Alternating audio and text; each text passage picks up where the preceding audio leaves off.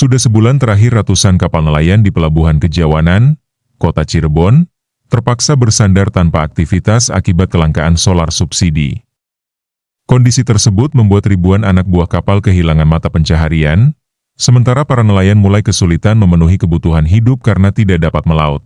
Di tengah kondisi tersebut, anggota DPR RI Komisi 6 sekaligus Sekretaris Jenderal Partai Demokrat, Herman Haeron, menyinggung situasi global yang dinilai turut memengaruhi distribusi dan suplai bahan bakar minyak dunia. Ia menjelaskan bahwa konflik di kawasan Timur Tengah, termasuk penutupan Selat Hormuz, berdampak terhadap distribusi BBM internasional. Ia menyampaikan bahwa sebagian suplai BBM dunia berasal dari kawasan Hormuz. Sehingga ketika jalur tersebut terganggu, distribusi energi global ikut terdampak. Menurutnya, kondisi tersebut tidak bisa langsung diatasi karena diperlukan proses penyesuaian pasokan dari wilayah lain. Meskipun sudah ada komitmen bantuan suplai dari sejumlah negara seperti Amerika Serikat dan Rusia. Meski demikian, ia memastikan pemerintah masih terus berupaya menjaga ketersediaan BBM nasional agar kebutuhan dalam negeri tetap terpenuhi. Ia menyebut pemerintah sedang berusaha menjaga pasokan sekitar 1,5 hingga 1,6 juta barel per hari untuk seluruh jenis BBM. Ia juga menegaskan bahwa harga BBM subsidi dipastikan tetap aman hingga akhir tahun dan tidak akan mengalami kenaikan.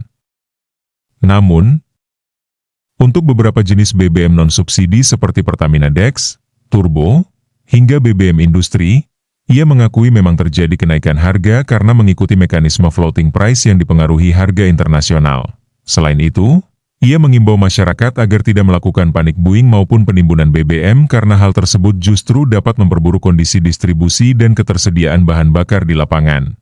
Sementara itu, para nelayan di Pelabuhan Kejawanan hanya bisa pasrah menunggu kepastian. Ketersediaan solar subsidi. Salah seorang pengurus kapal bernama Tesi, 40, mengaku sudah sekitar 1 bulan tidak bisa melaut akibat terbatasnya pasokan BBM subsidi.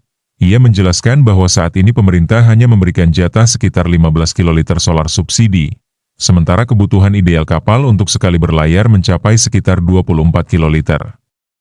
Menurutnya, jumlah tersebut sangat penting agar kapal bisa melakukan perjalanan melaut selama 4 hingga 5 bulan di perairan Laut Jawa.